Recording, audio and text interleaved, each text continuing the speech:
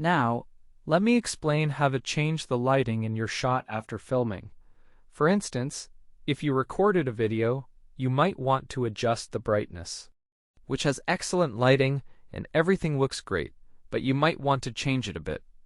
Let's explore how to make those adjustments effectively.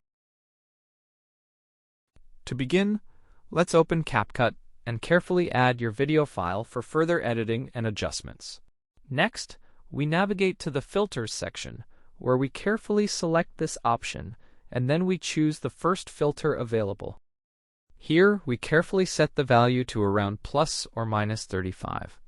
After that, let's select this droplet option and adjust the settings accordingly. Now, let's set the value to around plus or minus 10, and as you can see here, we can easily and effectively change the lighting in your video. That's all for this video. Thank you all for watching, and I wish everyone good luck. Goodbye for now.